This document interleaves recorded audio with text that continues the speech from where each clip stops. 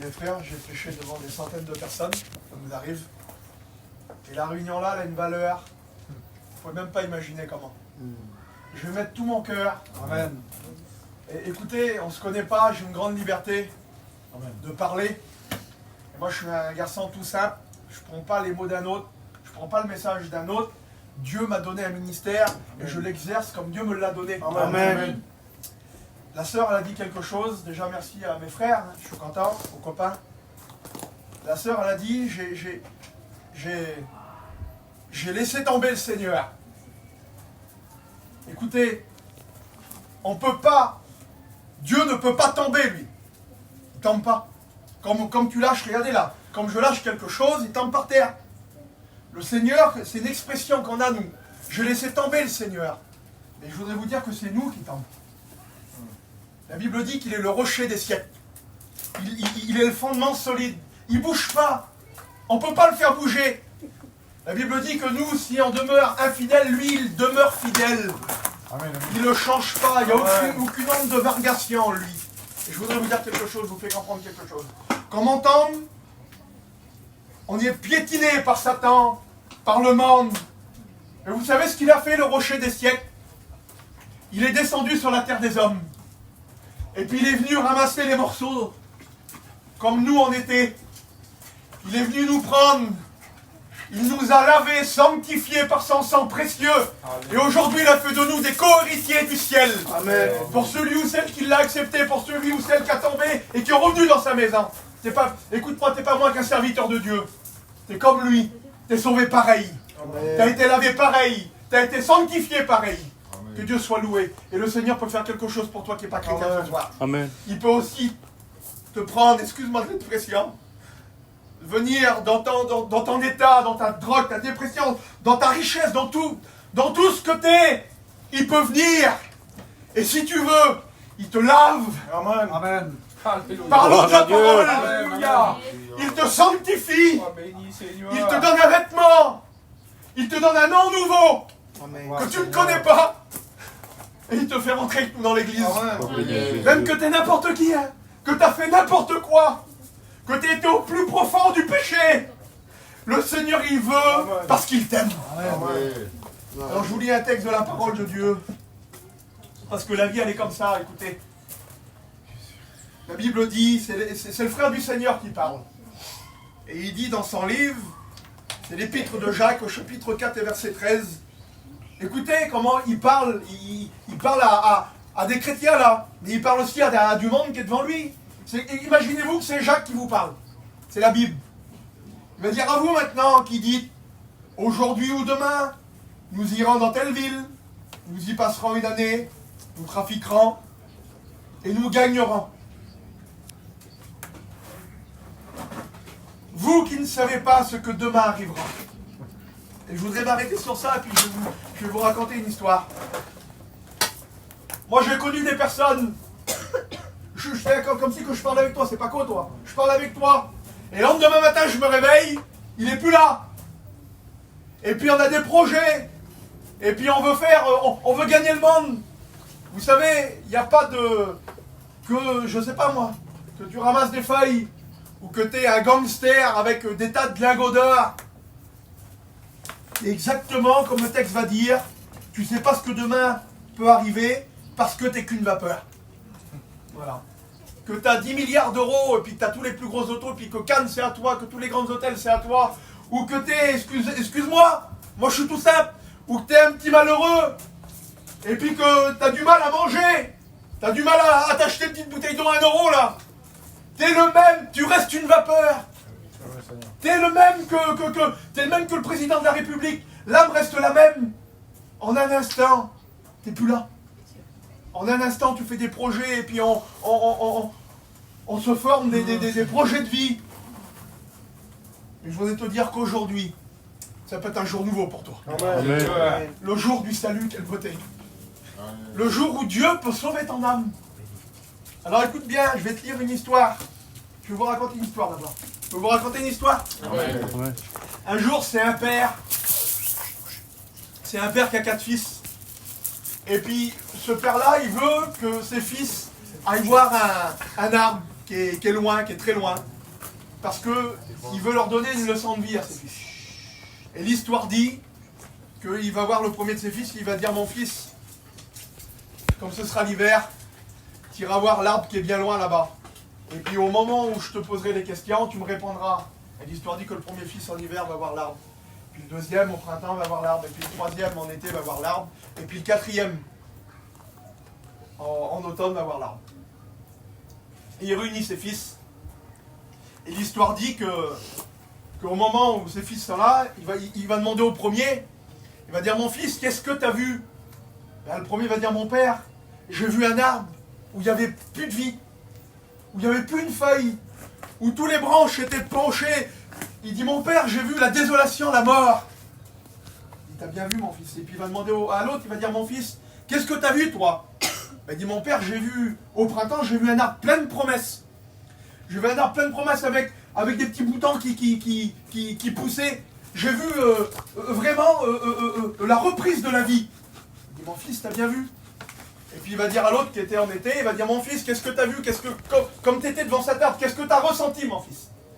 Et puis le fils va dire, écoute mon père, j'ai vu un arbre avec des tonnes de feuilles. Et puis j'ai vu les petits oiseaux qui allaient en dessous.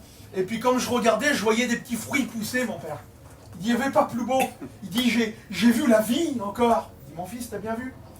Et puis il va demander au dernier, il va dire, toi, qu'est-ce que tu as vu? Il dit, moi, il dit, mon père, comme j'étais en automne, il dit, j'ai vu un arbre avec des fruits mûrs. Tu avais envie de cueillir les fruits puis de les manger. J'ai vu mon père quelque chose d'une merveille, et puis il y avait plein de couleurs. Et puis la morale de cette histoire-là, le père va parler à ses garçons, et puis il va dire, écoutez mes fils, ne jugez jamais personne parce que tu l'as vu une semaine, un mois dans l'année.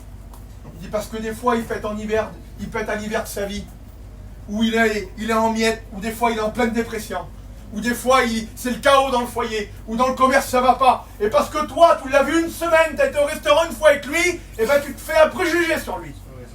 Écoutez mes frères et sœurs, le diable nous accuse comme ça. Il vient, et puis il accuse nos foyers, il accuse nos vies. Mais le Seigneur Jésus a créé les saisons, mes frères et sœurs. Il a créé les 4 saisons. Il a créé l'hiver, le printemps, l'automne et l'été. Et je voudrais vous dire que comme tu es chrétien, le Seigneur ne jugera jamais personne, mais il nous fait passer par des saisons différentes. Vous savez pourquoi? Pour former nos vies, pour former nos foyers. Amen. Et puis peut-être que toi, tu ne connais pas encore la saison de Dieu, parce que la saison de Dieu, elle s'appelle la saison spirituelle, et tu ne la connais pas encore. Et maintenant, je te lis une histoire de la Bible. Vous êtes avec moi? Amen. Accordez-moi 10 minutes, je ne prêche pas longtemps. Le Seigneur Jésus, il est là. Évangile de Matthieu, chapitre 13. Et vous allez comprendre la pensée. La Bible dit ça. Un semeur sortit pour semer. Comme il semait, une partie de la semence tomba le long du chemin. Et les oiseaux vinrent et la mangèrent. Une autre partie tomba dans les endroits pierreux où elle n'avait pas beaucoup de terre. Elle leva aussitôt parce qu'elle ne trouva pas un sol profond. Mais quand le soleil parut, elle fut brûlée et sécha, faute de racines. Troisième partie, écoutez bien. Et ça va correspondre à l'histoire. Une autre partie tomba parmi les épines. Les épines montèrent et l'étouffèrent. Quatrième, une autre partie tomba dans la bonne terre. Elle donna du fruit. Dites Amen. Amen. Le psaume 90, verset 10, il va dire que 70 ans et pour les plus robustes, 80 ans. On est d'accord? Une génération chez nous, c'est quoi? C'est 20 ans. Moi, j'ai 20 ans avec mon père, 20 ans avec mon grand-père et j'ai 20 ans avec ma fille. C'est 20 ans une génération envers nous. Là, on est devant la vie d'une personne. C'est ma pensée, mes frères. On est devant le printemps d'une vie. Parce que j'ai marqué ça, moi. La bonne terre, je la prends à l'envers, la parabole. On est devant la bonne terre. Et si une génération, c'est 20 ans, le printemps de la vie, c'est de notre naissance à nos 20 ans. Et puis, on est une bonne terre. On est insouciant de tout. On veut tout gagner. On veut tout posséder. On veut avoir les plus beaux campings, les plus belles maisons, les plus belles autos. On veut tout. Et puis, on commence comme on est jeune. Moi, j'ai été jeune, vous avez été jeune avant moi, peut-être. Puis d'autres, non. Comme on est jeune, eh bien, on a de l'ambition. On est de la bonne terre, un cœur insouciant, où il n'y a pas d'épines, il n'y a pas de rance, il n'y a rien dans nos cœurs. Comprenez, on est jeune, on veut faire la fête, puis on veut fonder des foyers. Mais voilà, la vie, si vous voulez, c'est le cheminement de la vie. Mais là, je remarque quelque chose, que ce soit dans les 4 terres différentes, la semence, elle est tout le temps semée. Parce que ce soit dans notre jeunesse, le Seigneur sème sa parole dans nos cœurs. Que ce soit au moyen du Saint-Esprit, au moyen d'un cantique, au moyen d'une réunion, au moyen de ta cousine, de ton cousin, de tes parents qui viennent te témoigner. C'est la semence de Dieu qui part dans les cœurs. Mais il faut quelque chose. La Bible dit que si le grain qui est tombé en terre, s'il ne meurt pas, il ne produit rien. Mais s'il meurt, il porte beaucoup de fruits. Ça veut dire que je ne sais pas si le Seigneur a semé quelque chose dans ton cœur il y a 1 an, 2 ans, 3 ans, 6 mois, 20 ans. Je ne sais pas. Mais je sais une chose, c'est qu'il faut que tu laisses la semence de Dieu produire quelque chose en toi ce soir. Il faut qu'elle produise. Alors écoutez, je peux continuer? Amen. On arrive là, si je passe au printemps, on arrive à l'été d'une vie. Et l'été d'une vie, ça peut nous représenter, vous avez compris la pensée, de nos 20 ans à nos 40 ans. C'est l'été d'une vie. Et qu'est-ce qu'on fait? Habituellement, moi je me suis marié à 19 ans. À 20 ans, j'étais papa. Eh bien, on commence à fonder un foyer. Comme la petite histoire là. L'arbre, plein de feuilles, avec le fruit qui commence à pousser. Parce que, écoutez, nos foyers engendrent des enfants, c'est logique ça. Et puis, mais si je regarde, il commence à pousser des choses. On n'est plus dans l'insouciance. Il commence à pousser des petites épines. Parce que là, on commence à avoir le souci du foyer. On commence à avoir le souci d'aller travailler, gagner notre pain. Puis après, les enfants grandissent. Puis après, il faut changer les campines. Il faut acheter un petit campine pour les petits. C'est vrai ou pas ce que je dis? Ah oui, après, il faut changer les autos. Et puis elle veut aller avec ses parents. Toi, tu ne veux plus y aller. T'en as marre, tu ne peux plus les voir, les beaux-parents. Et puis, bah oui. Et puis elle, c'est pareil, tes parents ne peuvent plus les voir. Et puis, on commence à avoir des épines dans le foyer. On commence à avoir des querelles, des choses. Je parle des foyers non chrétiens, là, comprenez bien. Mais je vous rassure, tout de suite, j'ai aussi des épines. Et puis, j'ai aussi des querelles. Mais écoutez, ça m'arrive des fois d'avoir un petit coup de gueule avec elle. Mais je vous promets que c'est vrai. Je ne sais pas si ça dure 1 heure. Parce que le Seigneur Jésus nous donne quelque chose de puissant dans notre vie. C'est vrai. Il nous donne une paix dans le foyer qui n'est pas normale. Amen. Des fois, on dirait que je suis fou. On dirait que je suis inconnu. Je ne sais pas, ça m'énerve terrible. Alors, je continue. Le temps passe. Vous m'accordez 5 minutes? Amen. S'il vous plaît, merci. Je termine. Le temps, il passe. Et puis là, j'arrive là, à l'automne. Alors, de nos 40 ans, nos 60 ans, ça représente un peu ça. Puis là, c'est plus les épines. C'est des pierres. Ben oui, une épine, voilà, tu l'enjambes, ça te pique un peu, mais c'est tout. Mais là, c'est des pierres. Et puis, c'est difficile, des pierres. Des pierres, c'est difficile à bouger. Parce que, en principe, comme ça va, ben, c'est nos enfants qui se marient, là. On a 50 ans, 60 ans, c'est nos enfants. Alors, on a le souci de notre foyer. On a le souci de nos enfants, mais aussi on a le souci de leur foyer. Est-ce que c'est vrai ce que je dis? Ben oui, et on a le souci, et puis on commence à perdre pied dans plein de situations. Et puis moi je connais des foyers qui ont sombré dans la dépression, que les pères ils ont sombré dans la drogue, dans l'alcool. Il y avait trop de charges, trop d'affaires, c'était trop difficile. Et puis écoutez, mais la semence elle est toujours semée là. La parole de Dieu elle est toujours semée. Ça veut dire que peut-être, je ne sais pas, tu as peut-être 40 ans, 50 ans, 60 ans, je voulais te dire que la parole de Dieu, elle sera toujours semée dans ton cœur. Oui. Tout le temps. Jusqu'à temps que tu partes, le Seigneur te dira, écoute-moi, je t'aime, je veux te sauver. Quelle affaire. Et puis là, je termine avec ça. Et là, on arrive à l'hiver d'une vie. Alors vous allez rire, mais écoutez, l'hiver, il n'y a plus de feuilles. Ben oui, comme on attrape 60 ans, on commence à perdre nos cheveux. Ah oui, on se dégarnit, et puis c'est à 60 ans, 70 ans, si Dieu nous prédit 80 ans, là c'est vraiment pratiquement aujourd'hui le maximum. Et puis regardez, c'est quoi là? La semence, elle tombe toujours, mais le long du chemin. Parce que comme on attrape une certaine âge, moi voilà, j'ai 35 ans, mais j'ai un grand-père qui a 80 ans. Comme on attrape une certaine âge, le chemin, il n'a pas été lent. Il n'a pas été lent le chemin, Rudy. Ben oui, il a été lent. Parce que écoutez, je suis touché à chaque fois que je prêche ce message-là. Parce que souvent, quand on arrive à l'hiver de nos vies, on a passé des moments difficiles. On a perdu du monde, des fois trop jeunes. Des personnes qui étaient au printemps ou à l'été d'une vie, là. où il y avait toute la promesse devant eux. Moi, je ne sais pas si vous avez écouté parler à Paris, là j'ai mon oncle et mon cousin qui s'en fait tuer devant leur terrain. Mon cousin, il avait 37 ans. Il avait 3 garçons. Mon oncle, il avait 60 ans ou 63 ans, hein, quelque chose comme ça. Il y a quelqu'un qui est venu, les a tués comme ça, là, devant le terrain. Il est parti trop jeune. Il était à l'été de sa vie, lui. Avec le foyer, plein de promesses, plein de choses. Et puis des fois, le chemin, il est lent, mais tu sais, tu peux avoir 20 ans et puis le chemin, il est lent.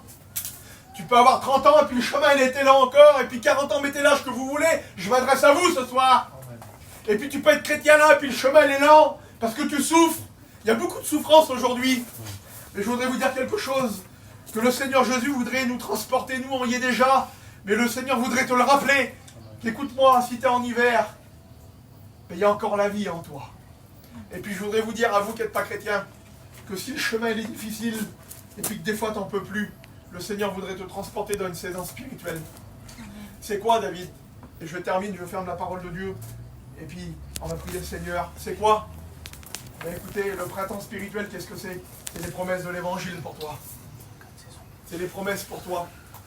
Le Seigneur a dit, je vous donne ma paix et je vous laisse ma paix. Tu as le droit d'avoir la paix, toi. Amen. C'est les promesses du ciel pour toi. Il va dire, je m'en vais vous préparer une place et là où je suis, je veux que vous y soyez aussi. Ça veut dire quoi? Ça veut dire que le ciel, il est aussi pour toi. Il y a aussi les promesses de délivrance. Le Seigneur est capable de te délivrer tout de suite sur ta chaise. De tous tes liens, de tout ce que t'es. Écoute-moi, il y a aussi l'été spirituel et je termine tout de suite. C'est quoi l'été, David? Eh bien, c'est là où ta vie chrétienne, ma sœur, je voudrais t'encourager, ta vie chrétienne, elle va reporter du fruit. Et elle en porte maintenant. Amen. Ben oui, ça sera ton foyer plein de feuillage. Quelle beauté. Et puis il y a l'automne, mais David, c'est quoi l'automne? Eh bien, ça sera le temps où tu récolteras le fruit de ton travail, de ta vie chrétienne, mes frères. Je vous encourage à faire les réunions ici, le fruit de vos ministères, des réunions. Bientôt, le Seigneur, il vous a déjà donné, mais il y a encore une moisson d'âmes qui arrive pour vous. Et je vous le dis. Et puis, c'est quoi l'hiver, David? On n'en veut pas de l'hiver spirituel, c'est quoi? Eh bien, vous savez ce qu'on faisait à l'automne? On récoltait la paille, on la faisait sécher pendant quelques mois, et puis le laboureur, il venait, le propriétaire du champ, il venait, il prenait la paille, et il la mettait au grenier. C'est l'image de l'enlèvement de l'église. Bientôt le Seigneur nous arrache au danger, à ce monde de péché, de vilaines choses, et nous amène dans le ciel. Amen. Ça sera l'hiver pour nous, on sera mis en sécurité au grenier. Amen. Tu ne voudrais pas participer à tout ça, toi? Je voudrais qu'on prie le Seigneur. Prions le Seigneur, s'il vous plaît. Amen. Que Dieu soit loué.